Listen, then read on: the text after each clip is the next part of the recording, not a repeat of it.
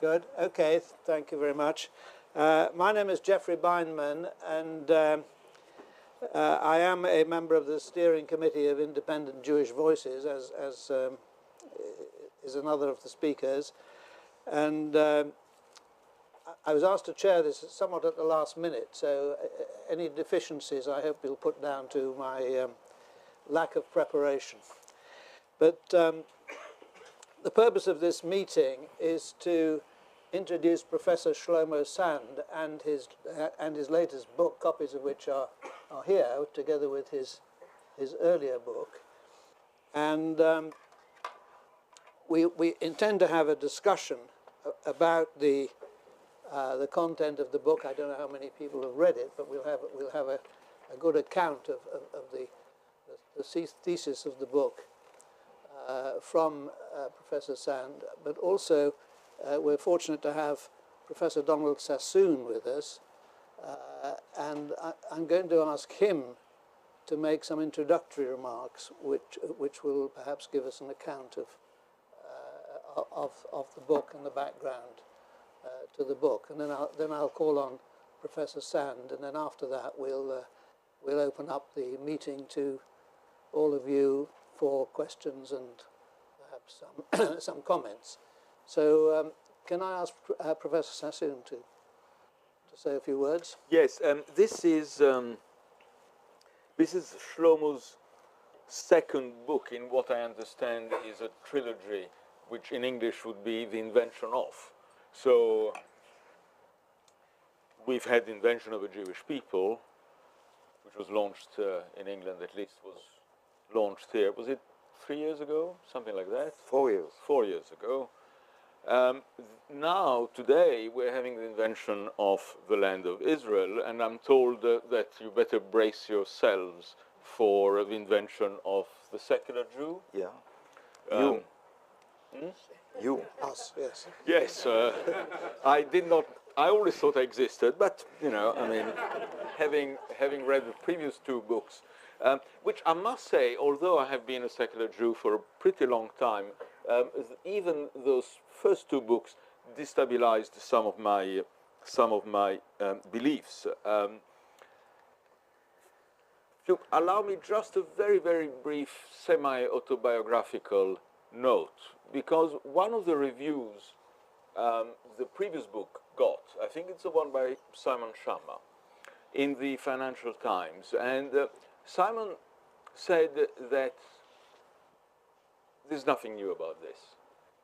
There's nothing new about the invention of a Jewish people, that everybody in Golders Green is perfectly aware of that, which came to me as a complete shock, since everybody I know in Golders Green was not at all aware of that. So that would have been a revelation. But also I happen to have gone to a Jewish school, and nearly all the myths you list in both the previous book and this book were taught, well, not even taught, were taken to be absolutely normal.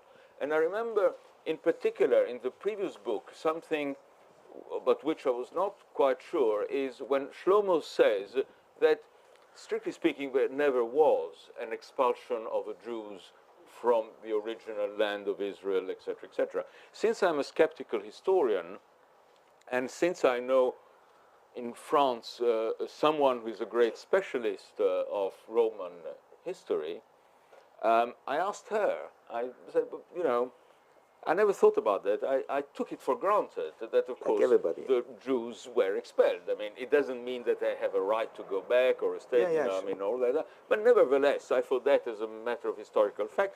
And she said, poof, absolutely not.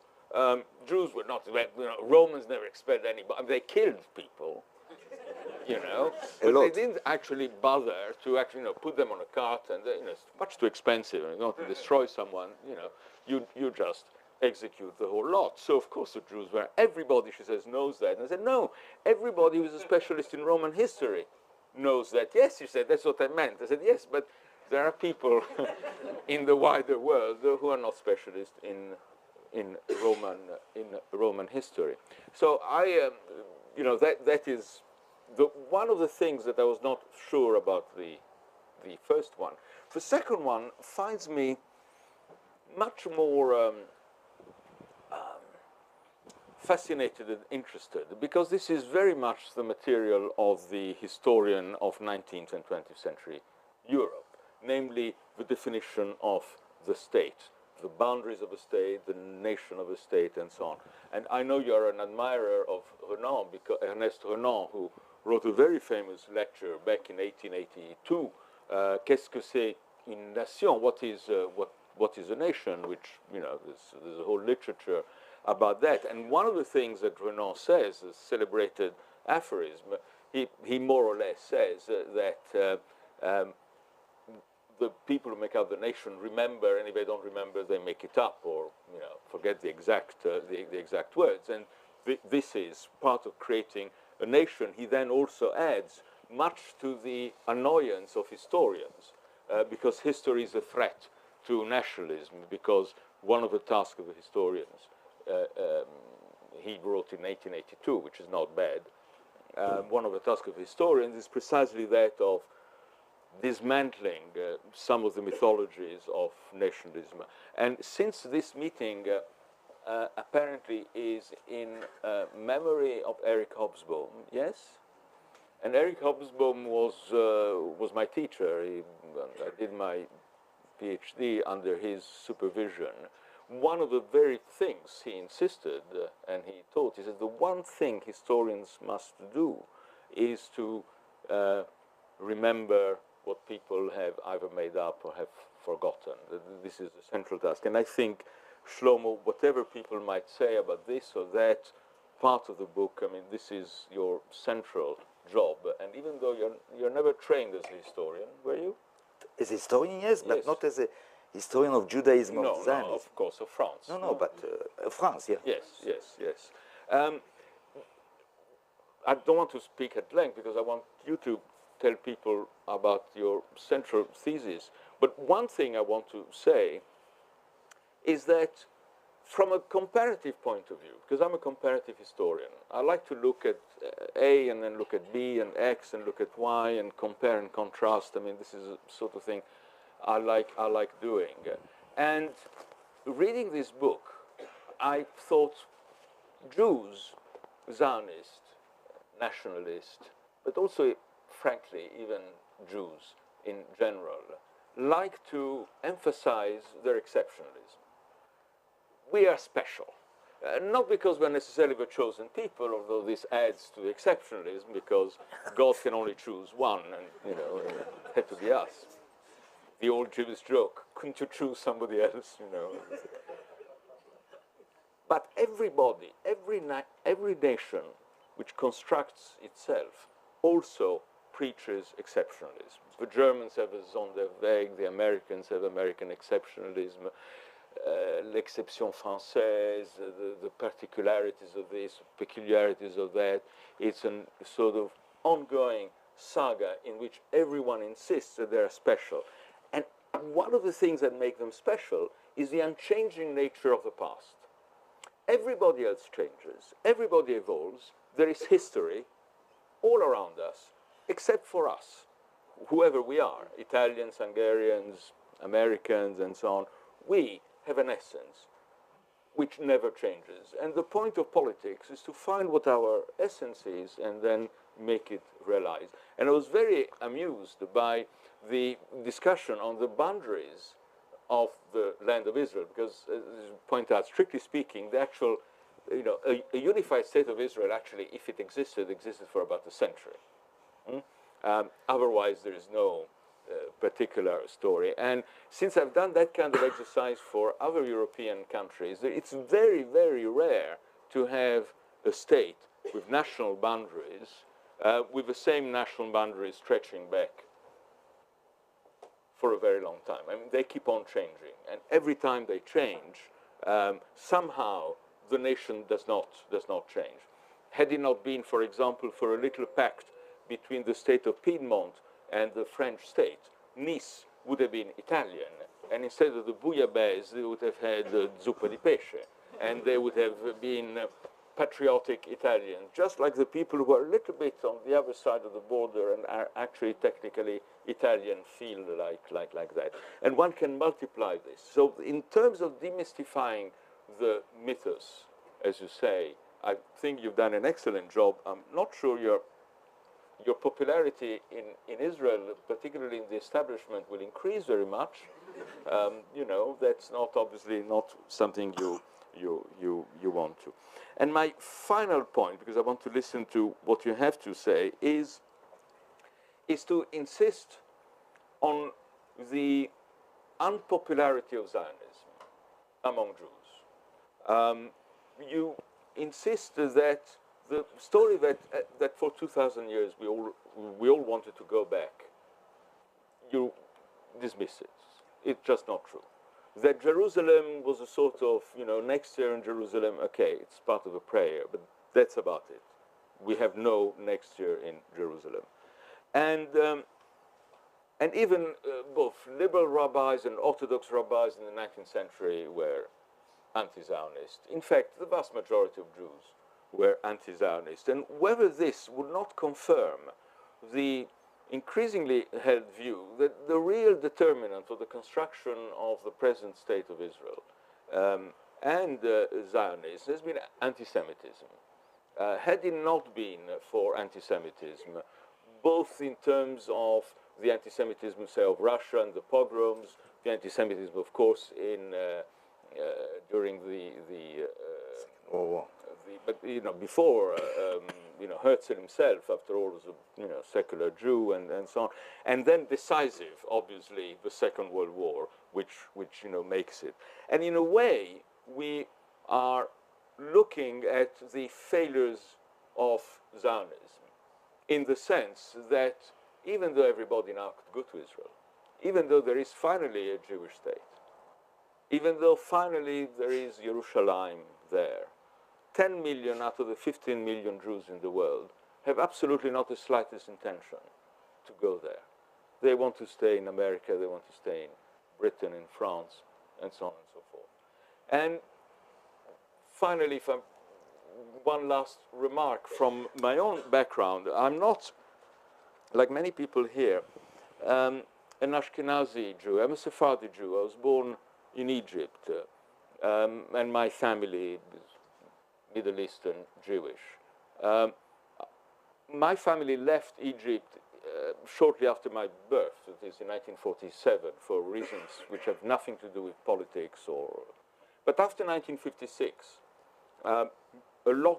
most of the Jews who lived in Egypt left. They left because, of course, of the Suez Crisis. It had become increasingly uncomfortable. Some of them had been there for generations. They left. And we were then in Italy, and there was a constant stream of refugees going through Milan. And you know where they wanted to go? The rich ones went straight to Switzerland. The poor ones went to Argentina. Those who had relatives in the United States went to the United States, and an awful lot of them went to France. Very, very few went to Israel. So, from a point of view of you know, the sort of, you know, program is, if something happens to you, then going to Israel is a sort of automatic reflex. It did not work. As long as I could go somewhere, they did. Russian Jews who could not go to the United States went to Israel. Moroccan Jews who could not go anywhere else went to Israel. The poor one. The poor ones. So that in a sense, Israel, you know, one would redefine Zionism. This is the land for poor Jews and American Jewish religious people who have, you know. Yeah. Okay. Well, on that controversial note, can we now go on to Professor Sand? And I'd just like to say this, that this is really meant to be the launch of his latest book on the invention of the land of Israel, but his earlier book is so integrated with it that I think people would appreciate it if you could say a few words about the earlier book before you come on to the very shortly theme of the latest book. Yes. Very shortly. Yes.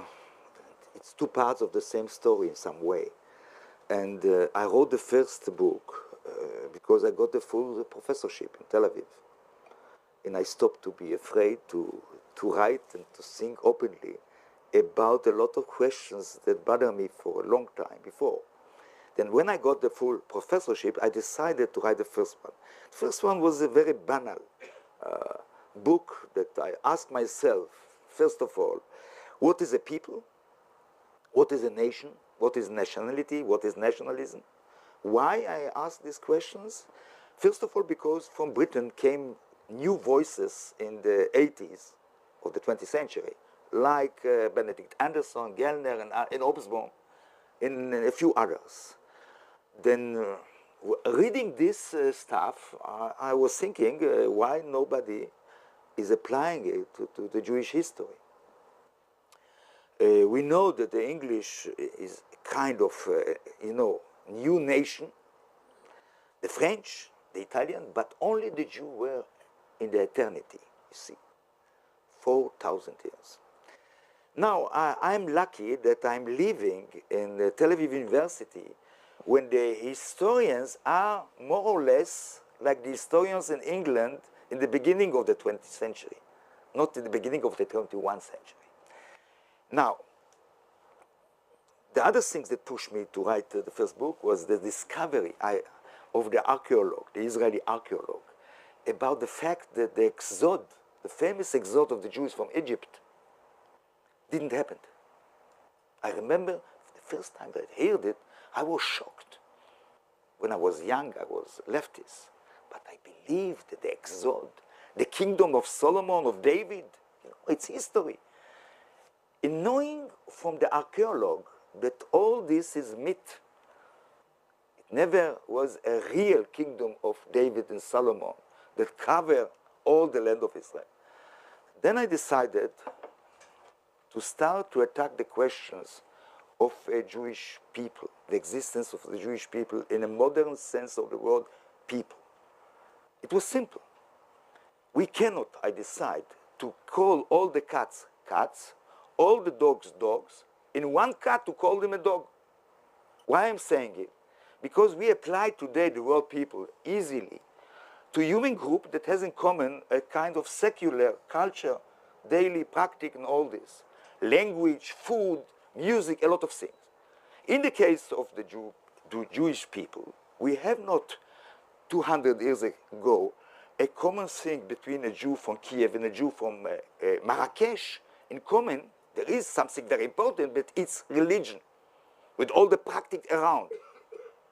But when we are going farther from the religion practice, we don't find something common between a Jew in Kiev and a Jew in Marrakesh. This was the starting of my work. Examine the Zionist historiography in seeing how it was built, constructed, the idea of a people. And you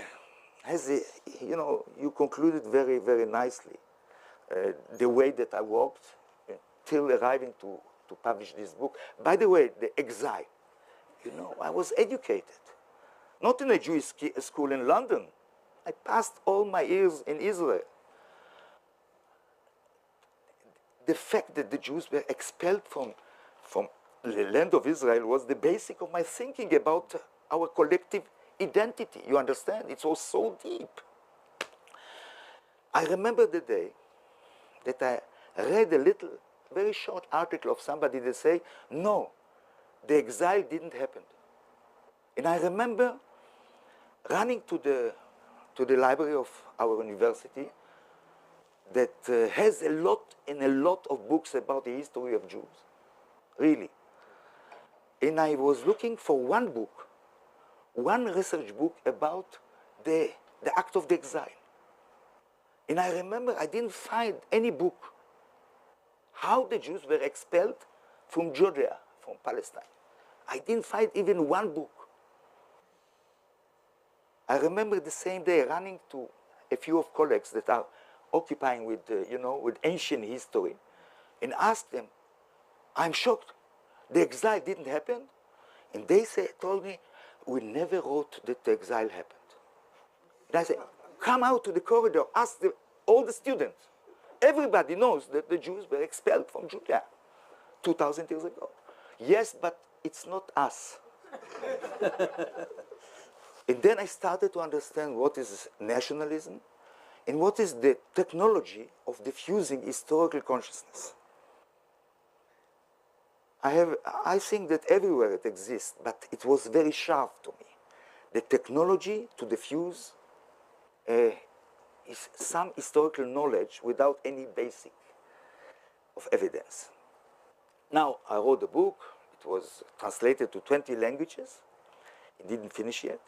I mean, it's continued to work. And it was a bestseller in Israel. My colleague didn't like the book, but the student liked it very, very much. They bought it. I didn't become a rich person, but they bought it. It was 19 weeks in the bestseller in Israel. You see, we are a very strange country. Now, you mentioned before Simon Schama. I don't know him personally, but in the Financial Times, he was one of the first to attack me by saying, we know everything about this, but everything is not true. It's one of the arguments. Everything we know before, and everything is a lie. Now, he blamed me that I tried in my first book to cut the connection between Jews and the land of Israel. I was surprised because it wasn't my purpose, really. I want to deconstruct, to decompose the idea of an ethnic, of a race that a lot of people, a lot of students around me believe in it. I didn't think about the land in the first book because I'm not so clever and I didn't understand at the beginning the insistence of the Jewish people is because people have lands. Religion don't have lands. It's very simple, very banal. And then because of Simon Schama and a lot of other Israeli Zionist historians, I decided to write the second Terminator, Terminator 2, about the land. Now, a few things I knew before. I knew, as you mentioned very nicely, that the Jews 2,000 years ago didn't want to go there. And today, I begged Woody Allen to come to live with me in Tel Aviv. But he preferred the Goys. Woody Allen, yeah? Mm-hmm. Now, not in the past and not in the present, Jews didn't want to go to Palestine. They didn't want to go to Palestine because Judaism, the place of Palestine in Judaism, is not at all the place of Palestine in Zionism. There is a deep, deep contradiction between Judaism and Zionism. In some way, Zionism is a kind of opposition, a complete opposition against Zionism. And the fact is, when Herzl established the Zionist movement, all the Jewish establishment, Orthodox, Reform, Conservative, were against Herzl. You know the Lubavitch today, that are very, very Zionist, very nationalist, very patriot. But the great rabbi of Lubavitch in the beginning of the 20th century was one of the first anti-Zionists in the Jewish establishment in the Russian Empire. To give you one little story, you know, Herzl wanted to unify the first Congress of Zionism in Munich. How is it in English? Munich. You know, Basel was a little city in Switzerland. He wanted in Munich. Then he started to prepare the Congress in Munich in 1897. And then a petition. There were 80 rabbis, great, important rabbis in Germany. Between the 80 rabbis of Germany, 78 signed that they will not accept a Zionist Congress on the land of Germany. Only the two of them didn't sign. 75 signed. They will not accept a Zionist Congress on the land of Germany. They were between all the important rabbis of Germany. And the poor Herzl was obliged to go to Basel in Swiss. We are lucky, by the way, if you are seeing deeply. It's very, very good that the Congress, the first Zionist Congress, wasn't, wasn't established in Munich. If you understand me, it's important. Now, you see, I wrote the book showing how the way not only the Zionist historiography translated the deep affinity, the deep relationship of the Jews to the Holy Land with the concept of a homeland. But in Jewish tradition, in Jewish religion, there is not a homeland. The Jew, like the Muslims, like the Christian, didn't have in history a homeland. It was very clear when I progressed in the book. The concept of a homeland is an ancient concept, and I try to make it clear in the beginning of the book. We can find in two occasions the notion of the homeland that can remind us the notion of the homeland today. It's the ancient Greek, and also in the Roman Republic before it became an empire. We have the notion of a patria, a patrie, a fatherland in the ancient time. But we don't have this concept, political concept, in Palestine, in Canaan, in the Jewish tradition. There is not a homeland. The promised land is not a homeland for the Jews. The reason that they didn't emigrate 2,000 years to Palestine was clear. The relationship to the Holy Land was a metaphysical relationship. People don't want to go to live in a holy place. You are not very religious here. You don't understand what is to live in a real holy place. It's difficult to make children, to be ill. Can you imagine all the things that we are doing daily in the daily life? To do it in a holy land? A Jew couldn't accept it. In the Talmud, very, very clearly forbidden the Jew to go collectively to Palestine. The only way to go to Palestine, like my grandfather, was to go to Daida. In my grandfather, I mentioned it at the beginning of the book. In the beginning of the 20th century, my grandfather sold everything that he had, didn't give a dime to the children, took the money and went to Jerusalem. He's buried in the Olive Mountain. Mount of Olives, yeah. The Mountain of Olives. The Mount of Olives. He's buried, I think, till today there. You know why? He didn't emigrate to Palestine to live there. He emigrated to Palestine to die. Why? Because after the Jewish tradition, the people that are buried, the Jews that are buried near Jerusalem, they will wake up in the redemption, the first one. And my grandfather was like, the guys that try to cut you from the right. He jumped the queue. Yeah. You understand? You want to be from the first one that wake up. You have to understand. Next year in Jerusalem is not to emigrate to Jerusalem. It's the redemption. With all the death. With all the death. As you know, the Jews didn't accept the Messiah, Jesus Christ. This is the reason that they couldn't become Zionists. The idea of Zionism started not in Judaism. It's your fathers that invented Zionism. You, the British. By the way, it started in the Puritan Revolution in the 17th century. The first idea to send Jews to the Palestine because the redemption will start, the real redemption will start when the Jews will be sent to Palestine. We can find in the 17th century in the Puritan Revolution the idea that the Jews has to go there. From the 17th century till the 19th century, it started to develop here in London. In the middle of the 19th century, the father of the idea of Zionism wasn't Herzl at all. It was Lord Shaftesbury. You know, this slogan, a land without a people without a land, is not at all Jewish. It's British.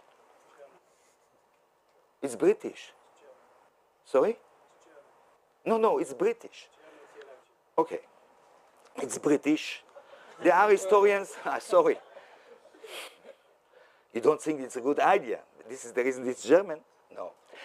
But by the way, Shaftesbury was the guy that diffused it largely in the audience, in the British audience, British journalism. Maybe he didn't invent the idea. But you know, the evangelists from the 19th century had a lot of influence of political persons in Britain. I will make it shorter. 1917, your Balfour, Lord Balfour, Arthur Balfour, give the declaration, the letter to Rothschild, you know. He sent a letter November 1917 to Rothschild saying a homeland. In that time, we have to remember November 1917, in Palestine, there are 700,000 Arabs, 60,000 of Jews. You have to remember, the Zionist Congress was in 1997. From 1997 till 1917, yeah, it's 20 years. 20 years, yeah. Only 30,000 Zionists emigrate to Palestine, because the other 30,000 was anti-Zionist in Jerusalem. Jews that were against the idea of a Jewish state. This is the date of the declaration of the Balfour in 1917. By the way, Balfour and the others, members of the government, of the British government, Lloyd George and others, were pro-Zionist. Clearly pro-Zionist for a lot of reasons. One of the reasons was the background, the ideological religious background. The Jews, it will be good, they will return to Palestine. Secondly, is the interest. It always is going very practical in the British tradition now. You know, the imperialist idea, the ideological idea. About Balfour himself, he was a little bit anti-Semitic. Very tough to the Jewish emigrants that came from the Russian Empire. Very, very tough. He's one of the responsible of the law, anti-immigrant law in Britain against Jews that came from the East. And I asked myself, writing the book, if it's so, you know, in Israel, Balfour is considered the second Moses. A second Moses, really. There is a street, by the way, there is a street after Balfour, and not after a lot of other things that it's very surprising that they don't have, you know, streets in Israel. But Balfour, there is even a village that after the name of Balfour. He was an anti-Semitic. We have evidence that, you know, he didn't like the Jews. And he was afraid from this emigration. And he's one of the responsible of the law against the Jewish emigration to But this is not so important. The departure point of the existence of Zionism in Israel is not the Balfour Declaration. It is the law of 1924 that was fixed in the United States against emigration. If you want to understand the date of the birth of the idea of an Israeli state, is first of all 1924. Till 1924, more or less 3 million of immigrants from the East went to the West, coming to the United States from New York, from Montreal till Buenos Aires. In the same time, it was something like, you know, 60,000 that went to Palestine. After the law of 24, we can see much more emigration to Palestine, especially in the 30s, the German Jews that were kicked out because of the Nazism. I followed all these steps. I tried to understand the place of the land of Israel and also the word, the concept. The land of Israel is not a biblical concept at all. It's a Talmudic religious concept. It's not a geopolitical concept at all. Only Zionism took this concept and built of it a notion of a homeland or national territory. Now, not to be too long, I will stress one thing. The notion of the land of Israel, the notion of the historical right of the Jews on the land. By the way, in my point of view, it's a crazy notion. After 2,000 years, to have a historical notion, a right, it's unbelievable. You can imagine it? If we will try to fix the world after the historical rights of people on lands, we have to support the Serb when they try to destroy the Kosovar. It's not 2,000 years, it's 200 years. There were people with the Serb dialect that were living in Kosovo. Then if the Jews has a right on the land, why the Serbs don't have a right on Kosovo? Why the Arabs has not a right on Spanish of Spain? And we can continue till Manhattan. Why the Indians will have not a right to kick out all the white and black people in Manhattan? It's not 2,000 years. And maybe you will start to think about kicking out the Normans from here. There is, it's a crazy thing, the notion of historical right. And it is in the health of the Zionism, the historical right. But what is the relationship of all these stories with the political actuality? What is the reason the Zionists left nice people? I imagine that you heard Amos Oz. You know who is Amos Oz? Ale Bet Yeshua. The second one is a friend. You see, there are nice people that are against the occupation of the occupied territories. Very nice people that think that the Jews has not to dominate 45 years a Palestinian population without any rights. Not 45 days, not 45 months, 45 years keeping a population without any political, civic, or trade union rights. Now, these nice left people, liberal Zionists, from 1967, they have a problem. Because if they justified Zionism with the idea that there is a historical right, that the land of Israel was always a homeland for the Jew, what is the problem? The homeland of the Jew after the Zionist myth is not Tel Aviv, not Haifa, not the coast. Where is the homeland? The mythology, biblical homeland of the Jew. Bethlehem, Jerusalem, Hebron, Nablus, Jericho. This is the homeland. Every child in Israel is studying the Bible as a historical book. From 7-year-olds till the 18 years. And he knows that this is the homeland. It's Jericho. It's Bethlehem. Then how come that Amos Oz, Ale Bet Yeshua, the left Zionist, asking to leave all these places of our homeland, is for them is to live, you will renounce of Cambridge and Oxford. Do you understand it? This is the homeland. In the biblical time, Tel Aviv, Haifa wasn't important in the myth. But these areas are important. Then all these Zionists, leftists, liberals, nice people, they are advising to go out from the homeland to a foreign place that is called Tel Aviv. Okay, I'm a patriot. Do you know it? I was asked today, What is my homeland? It's not Paris, it's not London. What is my homeland? I think it's Tel Aviv. It's not the land of Israel. Because the land of Israel has not borders. What is the danger of all this myth today? The land of Israel has not borders.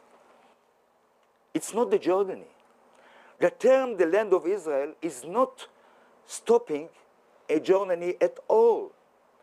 In the Zionist myth, the land of Israel is still Rabat Ammon, till Amman.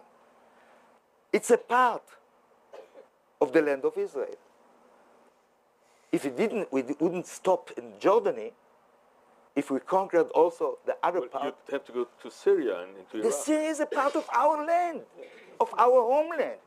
It's not a Jew. From the But Egypt river to the to Euphrates, the Nile. Yeah. to the Euphrates. Yeah. Now, I will not come to political questions. I imagine that you will have it in your questions, then I will stop here. Okay? Okay.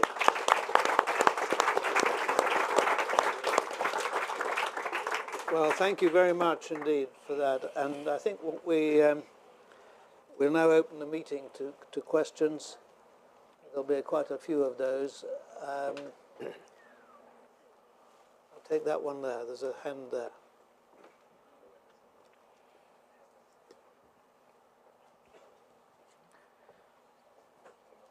Shlomo, you said that the land of Israel was not delineated in the Bible. There's no mention of Israel in the Bible.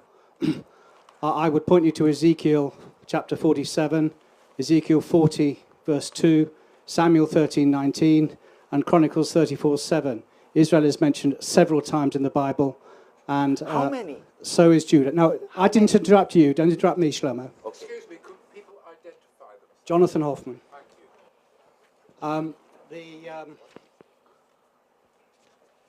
The second point, Shlomo, you say Israel is not a biblical concept.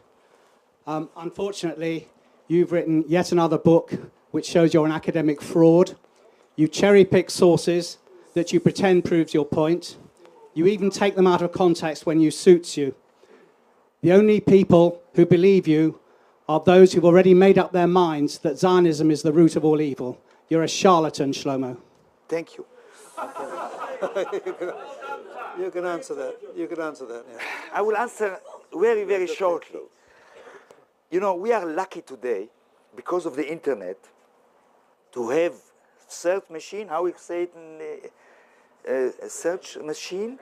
Search engine. Search engine. engine. You know, the Bible is online. You know it? Also the New Testament, don't be afraid.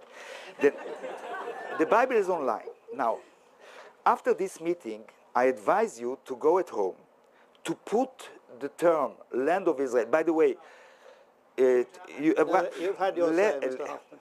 He interrupted me, I'm interrupting. No, you're not. Sorry that I interrupted you. You will continue all the evening because of it? Now, I repeat one thing. I ask you, 11 times in the Bible we have the concept of the land of Israel. Most of the places it's clear that this is the land of the kingdom of North, Israel kingdom, not Judah. Jerusalem is not a part of the land of Israel in the Bible. I insist. There is sentence that it's not clear, but there is others in the 11 sentence that mention the term land of Israel. It's clear that Jerusalem is not a part of the land of Israel. Because the land of Israel, because it wasn't a concept of land of Israel. Now, if 11 times you can find the land of Israel, you will find more than 50 times the term land of Canaan has a term of this place. Now you can find there 25 times, I think. Don't catch me with numbers, of the land of Judah, but not the land of Israel. Now, there is a discussion. It's a biblical term or not? Now, do you know the names of Joseph Flavius, the great historian, Jewish historian, that were living after the Bible. Do you know the book of the Maccabee? Maccabee. Yeah. By the way, in the Puritan Revolution, it was a very popular book because Cromwell saw himself a Judah, the Maccabee. Anyway, the book of Maccabee, Joseph Flavius, Philon from Alexandria, all the literature of what he called the Second Temple, there is not even one sentence that mentions the land of Israel. This concept didn't exist in all this literature. And I repeat, Joseph Flavius, the book of Maccabee, Philon d'Alexandria, all the things that we have after the Bible, the name of the land of Israel doesn't exist, my friend, my Jewish friend. Exists 11 times in the Bible. You said it didn't exist at all. We don't want to hear No. from Mr. Hoppert again. I said it You've had doesn't your say. exist. One moment. It's very important to understand. It doesn't exist as the term that applied to this territory, to the promised land. You understand me? In the Talmud, they mention a lot of time the land of Israel is concept, a religious concept of the Mishnah and the Talmud. And by the way, the borders of the land of Israel in the Mishnah, in the Talmud, in the real Judaism, in my point of view, you know what is the borders of the land of Israel in the Mishnah and the Talmud? There is borders. It's from... the Egypt River. No, not at all. This is very interesting. It's from, I don't know the name, Accra, Eka, from Eka till Ashkelon. This is the land of Israel in the Talmud. You have to know it if you discuss about terms. Okay? What is the second thing? Yes, I'm a fraud. You see? Well, I don't think we need to go into that. It we touched don't- me a lot. But after, I'm quite sure that when you said it, you were a good lecturer of me. You read the book. Shlomo, I don't Thank you think very I don't much. think we should pursue that. Thank you very much. We shouldn't pursue that. I mean, as to this, we've had enough of it. As to the detail about the where land of Israel is mentioned or not mentioned, read the book and do your own research. But I think we can move on from that point. Now, Okay. Can we have another question on it? There's one over there. Yes. Sorry, there are plenty. It's difficult to get the right order. I've got the microphone. No, let's have this one first, All and right. then we'll go over there. Come on, ask your question. Wait, because even we can't hear. Yusuf Sharif, King's College London. Professor, when you wrote these books, didn't you fear that your arguments will be used by people who are against the existence of Israel? Did you face this problem when writing it? Thank you. That's a good question. Do you want to say something? on Yeah. that? As you know, politically, to answer, as you know, politically, I'm a very moderate person. No, it's not a joke. It's not a joke. Historically, I consider myself, as Donald said before, very, very radical by decomposing the myth. But you have to know, politically, I'm for a solution of two states. I never was in my life against the existence of the Israeli state. By the way, not of a Jewish state.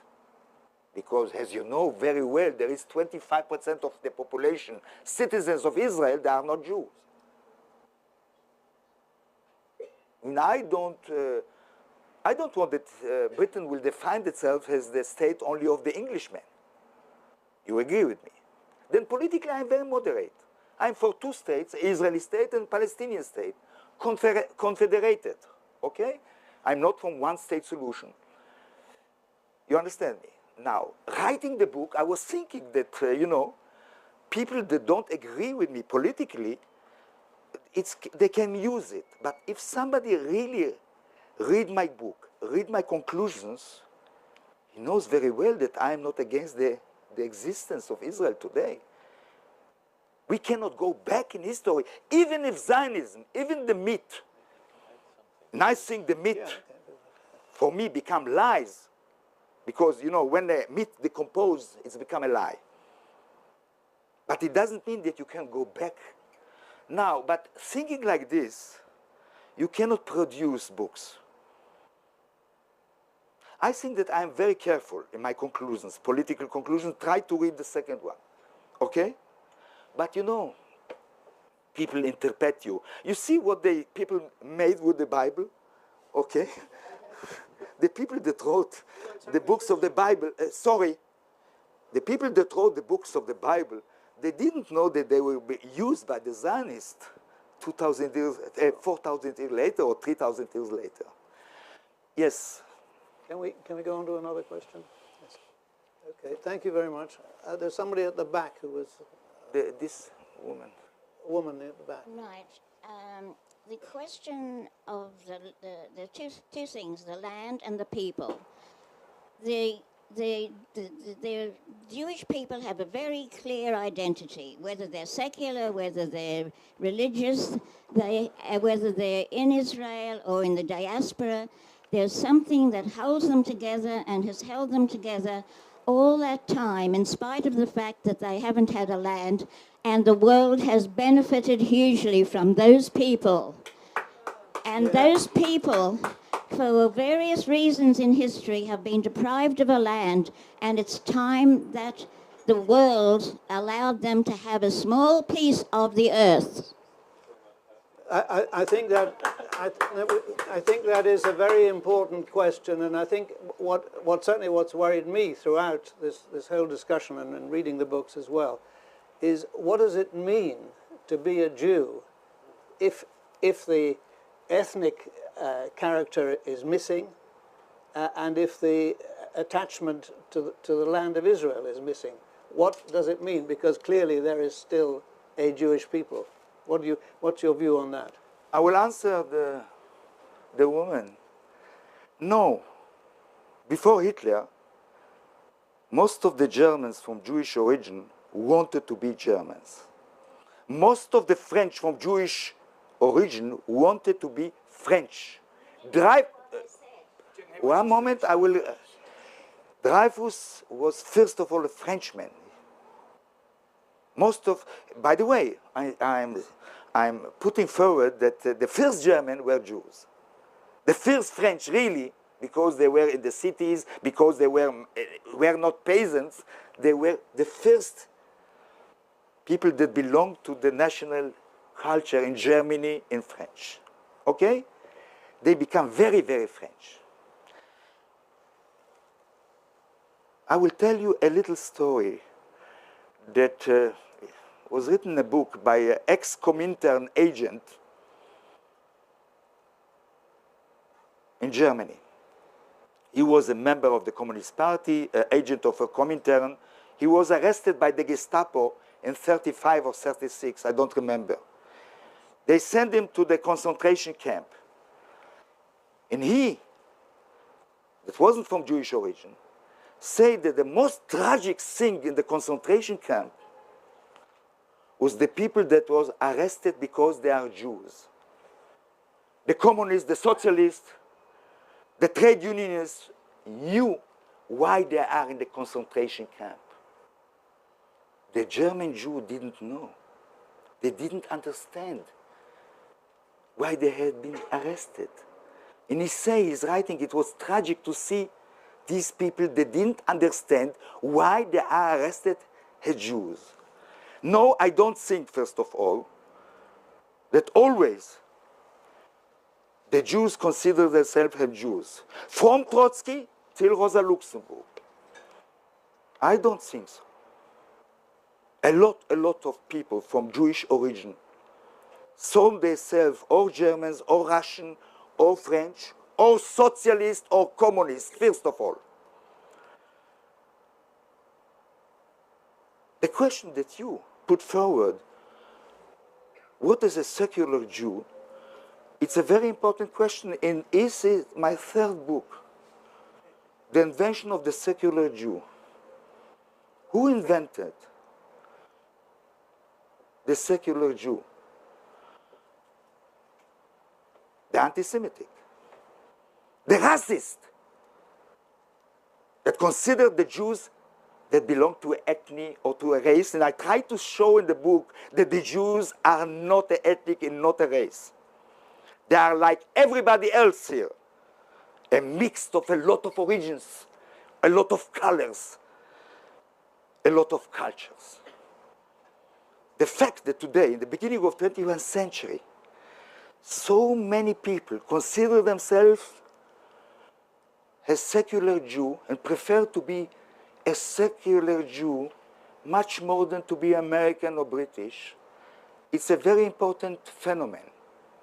My question is very simple.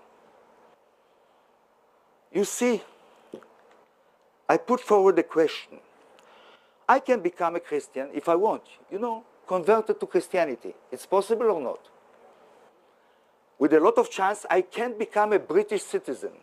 Yes or no? With a lot of difficulties, but I can become. Even if my broken English, it's a problem, but I can become. I can become a member of the Labour Party or not? Even a conservative I can become. I can become Muslim. My question is very, very simple. How come that I can become a secular Jew if I'm not born with a Jewish mother? It's possible? Yes, convert. But I'm an atheist. My mother is not Jew. And I want to belong to this club, to join the club of secular Jews. What is the way to join the club? Yes, I know that in the Russian Empire, nobody wants to join the club. In Vichy, under Vichy, nobody wants to join the club. Before Auschwitz, nobody wants to join the club. But today, when we are in the side of the strong people, the Americans, first of all, the Europeans, what is the way to join the club, to become a secular Jew? There is a possibility. Now, this is a long discussion. It's not so simple what I put forward. It will be my next book. One thing I decided in the beginning of the 21st century. You see, I become more and more old like everybody here. And before approaching the exit, the sortie, I decided that I don't want to belong to exclusive clubs, only to inclusive clubs, that everybody can join the club. Why I decided? Because I came from a Jewish background, and I know very well the history of the Jews in the 20th century. I don't want to belong to your secular Jewish club because it's an exclusive club and not an inclusive club. And there are a lot of many that want to join the club today. Now, not only this, I am living in a state that defines itself as a Jewish state when 25 of the people there, the citizens, are not Jew. I cannot accept it. Especially that I'm privileged there. My Palestinian-Israeli student, Israeli citizens, has not the privilege that I have. Now, if you are from a Jewish origin, you can come tomorrow to Israel. In 3-4 days, become an Israeli citizens, coming back to London, and feeling that this little land is your land, but it's not the land of my student, Palestinian student, Israeli citizens, not at all. I cannot accept to belong to your exclusive club. Sorry.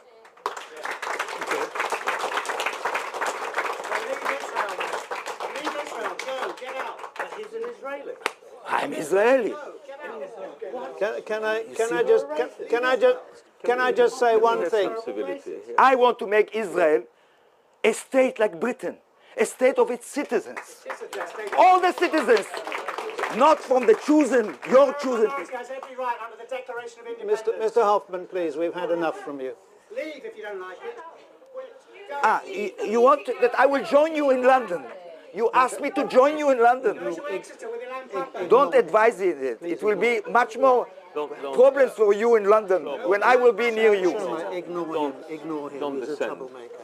Don't get upset with him.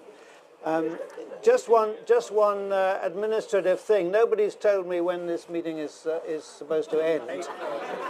8:30. Well, I was proposing to stop at 8:30 in any event. So we've got another. Sorry 20 if I was minutes or too so. long. No, it's quite all right. Okay, well, let's have another question. We've got somebody up at the back there. Professor, can I remind you of a lovely statement of Queen Victoria to Mr. Gladstone?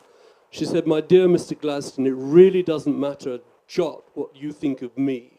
What matters is what I think of you."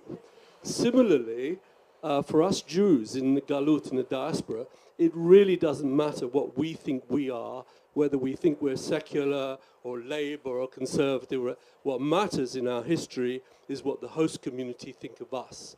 Now, I want to make that point. The second point is a question to you.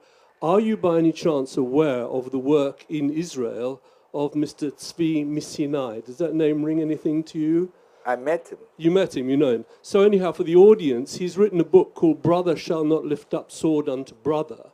And it's a very interesting point that he makes, that in accordance with the work done by David Ben-Gurion and President Ben-Tzvi about the people of the land of Israel, he argues actually that the Palestinians and argues very cogently with charts going all the way from AD 68 to 1948, that the Palestinians are in fact Jews. And a lot of the people have vestigial Jewish customs in their families and tribes and traditions. And I know that the Shomronim, the Samaritans up in Nablus, have had Judaism in Israel unbroken for over 2,000 years. And a lot of the people who live in Shechem are in fact Shomronim, Samaritan, or Jews. Would you like to make a comment on that if you can? Yeah, very quickly about the first question that, the anti-Semitic made the Jew, the secular Jew. Sartre wrote a little book about this, very interesting book. The look of others as a part of my self-definition, my self-identity. You are right. All my life, I say that I will continue to be a Jew till the last anti-Semitic person will live with me on this planet. Lately, because political public anti-Semitism disappeared in the Western world, not marginal anti-Semitism. I'm speaking about political public anti-Semitism. You cannot compare today the marginal anti-Semitism with a century between 1850, 1950, what it was to be a Jew in Europe. 1850 till 1950. It was serious, the anti-Semitism, the Judophobia at that time. Nothing to compare to today. Now, the fact that the Jewish are, the Zionists are using this Jewish identity because, it's an empty identity in some way, for a secular, not for a religious Jew. It's empty because you don't have a specific secular Jewish culture. There is not a future with this identity. This is empty. I'm not speaking about religious Jews. To be defined only by your enemies, it's a very important thing, but you cannot, I don't accept it. Especially that Israel are using this identity today in its politics. There is instinctive support of Israel by a lot of Jews that cannot find other, other acts of identity, of Jewish secular identity. They identify themselves with two things. Two things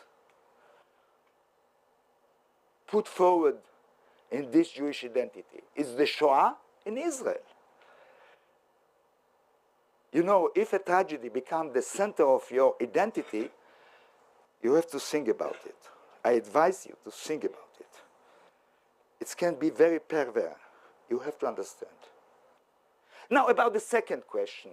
Tzvi Missinai is a nice guy, a right-wing guy, very nice one, that very, very early understood that keeping this Palestinian population in this condition till now, it's not possible. He is from a great land of Israel, Tzvi Missinai. And then, like me, he found the writings of Ben Gurion, Ben Tzvi, and others, Belkind and others, saying that the real descendant of the ancient Hebrew is the Palestinian. I think that he exaggerates. I don't think that the Palestinians are the real descendant of the ancient Hebrew, because everybody is mixed, as I said before. Every conqueror of the Palestine lands, left his sperm. How is it? Sperm. You're a Yes. specialist of sex. Seeds. You know, Seeds they are is a more seeds. polite. I'm telling to my student, the Palestinian Israeli student, don't believe that you are the chosen people. Not. My concept of identity, my concept of nationality is not biological concept. I attacking the genetics research about what is a Jew. You know, the difficult to define in Israel what is a Jew, a secular Jew, put a lot of people in the road to define Jews by genetics. You know, you heard about it. I was attacked by it. It's unbelievable. Not in Britain. They were very, very careful not to mix genetics with culture. But in the United States, all the attacks in the United States say no. The Jews are a people. The Jews are a race people because the genetics, the DNA, is common for the Jews. It's a bluff. It's not serious. It's only the Yeshiva University in New York. Now, I don't believe the Palestinians are the real Jews, because Jews for me is a cultural concept, not a genetic. They are not Jews at all. They are Muslims, Christians, not Jews.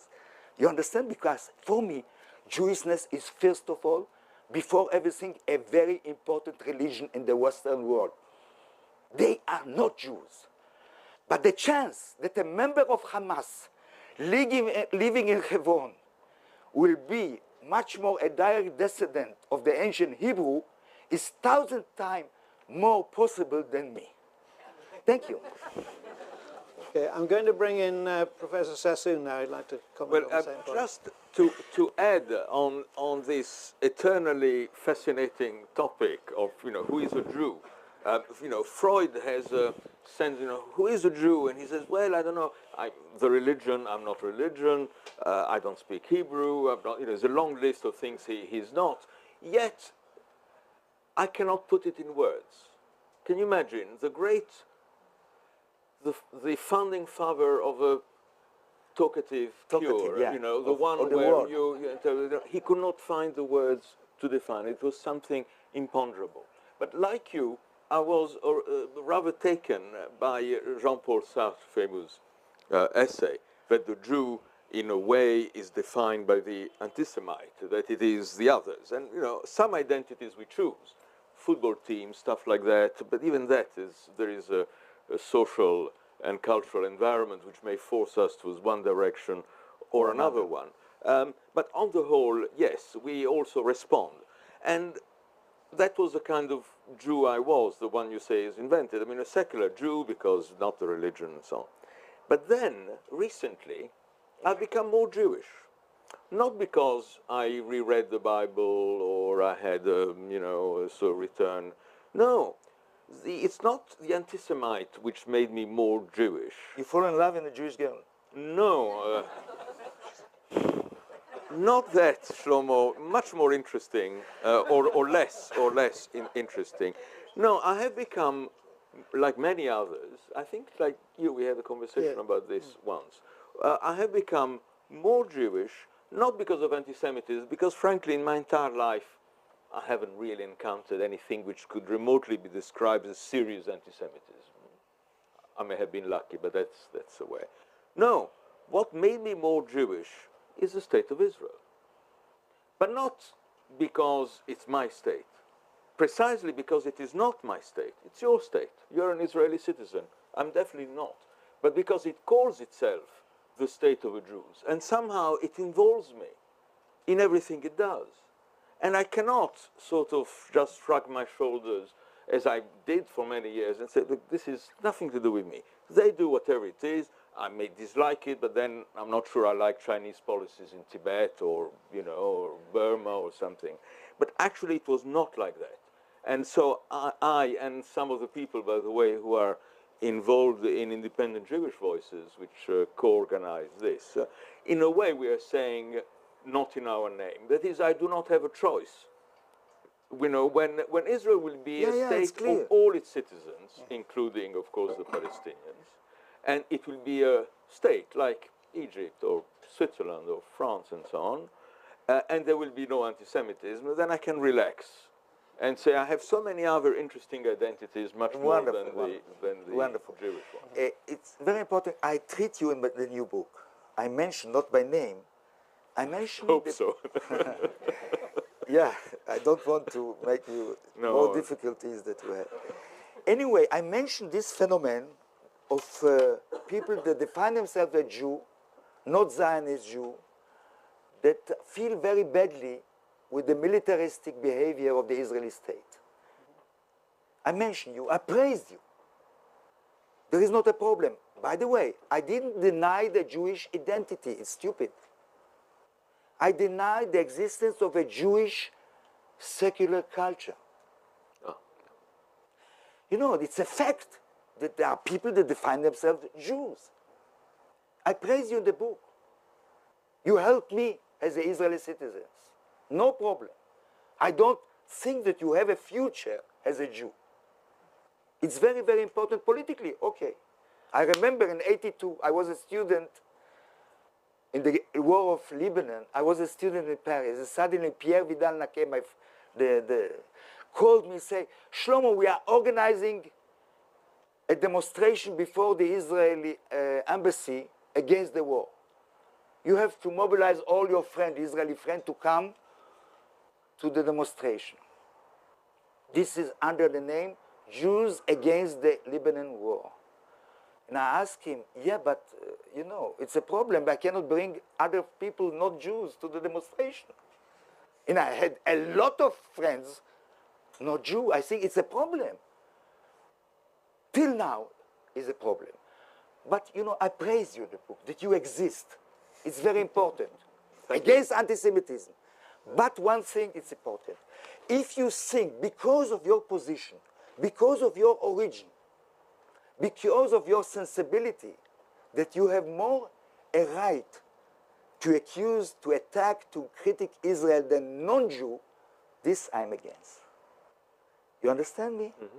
If you take the right to criticize Israel more than a non-Jew is doing it, I cannot accept. You understand me? No, but I don't think that you have a right more than a non-Jew to criticize the militaristic, racist attitude of the Israeli government today in face of the Palestinian people. But I appreciate a lot. I belong, by the way, Jewish for the peace in the Middle East in Paris. But I say that it is, you know, conjectural. It's, you know, it's a passager. You understand? Transitory. Transit. Yeah. It's not. I have a Jewish past. I have an Israeli present in my desire to have a universalistic future. I have a Jewish past. I came from Jewish origin, from Jewish culture origin. It's clear for me. yeah. But my present is an Israeli culture. There is an Israeli theater. There is an Israeli cinema. There is a literature, Israeli literature. There is not a Jewish theater. There is not a Jewish cinema. Harold Pinter, your Harold Pinter, was a British playwright from Jewish origin, East European Jew. But he didn't write Jewish plays. I admire Harold Pinter. And even if he had written Jewish plays, like, say, Webster or others, where the characters are Jews and so on, there will be British Jews, usually British Jews from Germany or Poland or Russia. I mean, I say this because there is a sort of, you know, when people talk about Jewish sense of humor, they think Woody Allen, they think American sense of humor. Well, that's Jewish-American sense of humor. Wonderful. Not only this, I will, in the book... Or Jewish food. Well, it depends. In the United States, in Morocco, they didn't have a Jewish food. Well, exactly. You know, it's certainly not my food, frankly, which is much better than the sort of Polish stuff. You know. Now, look, we've got very little time left, so I want to give more people a chance to to comment and ask questions. Now, would anyone else like to come in? Okay, there you are then. Now's your time. Professor, I congratulate you on your lucid deconstruction of the myth of ethnicity and state. But I have news. The settlers aren't going back. And besides, there's room for them in the West Bank. There's no problem. As long as the Palestinians can inhabit Israel. So why not the one-state solution? You want a universalistic approach, after all. It's very simple. To a one-state solution, you need the agreement of the Israeli society, Jewish Israeli society. You cannot build one state without the agreement, the consensus of the Israeli Jews. You accept it. To kick out the Israeli army from the occupied territories, we don't have to wait to the agreement of the Israeli society. But to build one state, logically, you need the agreement, the consensus of the Israeli Jews. Now, you really believe that in one of the most racist societies in the Western world, they will accept to become from a day to tomorrow a minority in their own state? You really believe in it? This is. I would like to hear voices from Israel. Yeah, but I told you. You see, you understand. It's not a. You know, sometimes, as a historian, I have to stress it. Events in history has bad influence. Models have bad influence. The French Revolution, the Bolshevik Revolution, had very, very bad influence of the process of the development of the socialism in Europe, in my point of view. South Africa as a model make a lot of difficulties in the left in the Western world. Because, you know, they found a solution in South Africa for one state between white and blacks. Everything is supposed to be okay. But there is a big difference between South Africa and Israel. The white in South Africa couldn't live without the blacks from economical point of view. The Zionism was much more clever than the Afrikaners, much more clever. They built a society and economy with the, you know, with the principle of pure ethnization. You understand? They don't depend on the force of labor, Palestinian force of labor. You understand? Only the marge. They can live, the Israeli society, without the Palestinian. This is the reason that I stress that the notion of one-state solution morally is the best solution. It's clear for me. I'm living much better with Arabs today than with people like us. But I'm a realist. I want to live in the Middle East. You understand me? I don't believe in a one-state solution, sorry, because you cannot convince today. Now, the world, and even the Arab League, accept the existence of an Israeli state in the 67 war. You know it. I think that everybody here that is afraid from this conflict, dangerous conflict, not far from here, because of the existence of a nuclear attack, had to support a solution of two states, but not a Jewish state and an Arab state. An Israeli state with all its citizens and a Palestinian state of all its citizens. By the way, the settlers that want to continue to live in their settlements in the West Bank, they can become Palestinian citizens with equal rights. And when I meet Palestinian representatives, I say, this is not an issue. If they want to become a Palestinian state like British citizens, it's okay. Without all this privilege in water, in land, and also the fact they are the, you know, the owner of this land of Israel. You understand me? Yes, if settlers want to continue to live in a Palestinian state, I am for it. I want to get rid of it from the Israeli state. Okay, well, I think, unfortunately, we've now come to a point at which we need to bring the meeting to an end. There's still a lot of questions, I know. Perhaps I can just take one more question. We've got a couple of minutes. I haven't taken so many from the back. There's somebody right at the very back. I will come back with the next book, okay? Then we will continue. Yeah, come back with the next book. Just one question from the back. Ashley Dickinson, Christian Friends of Israel.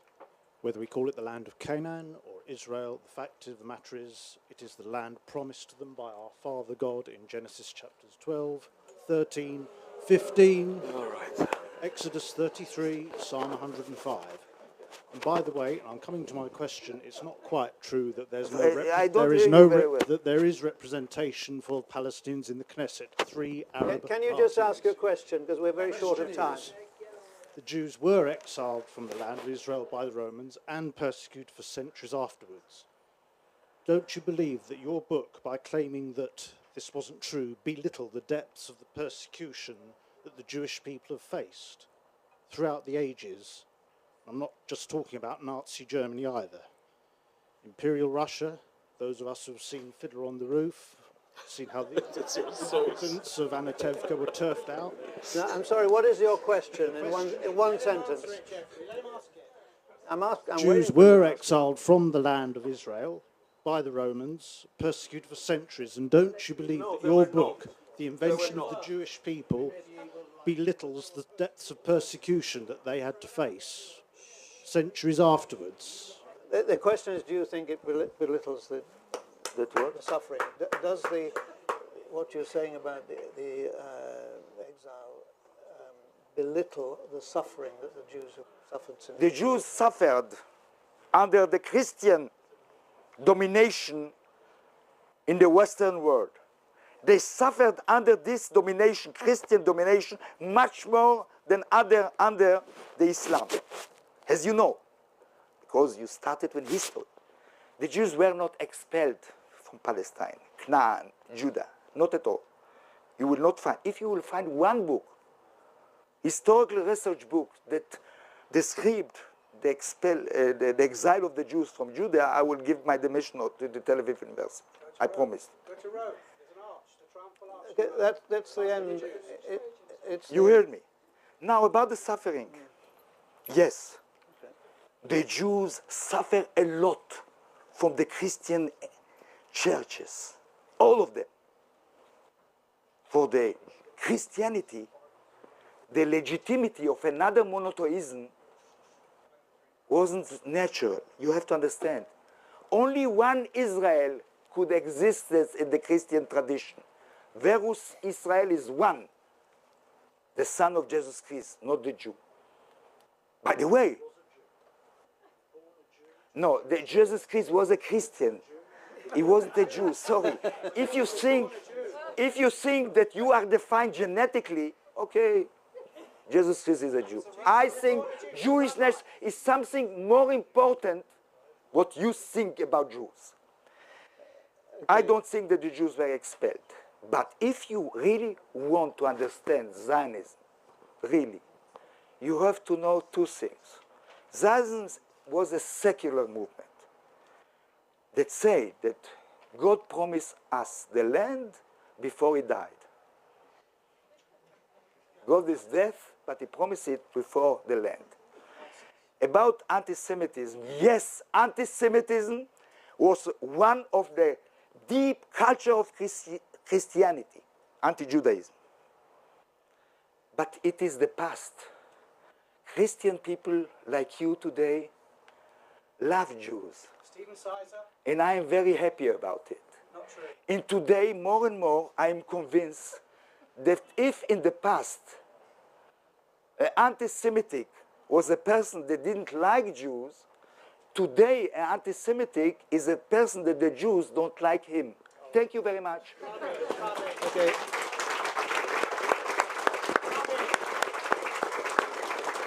Thank you very much. Well, I'm going to bring this meeting to an end. If anybody wants to buy the book, I think it's right here, the latest book and the other book. But this is a matter for the publishers who are here. Do you want to say anything finally about the... Thank you very much for kind of arranging the meeting for us. It was very entertaining, very interesting. And yes, the books are available all at a discount. And thank you very much to our speakers, and thank you all for coming.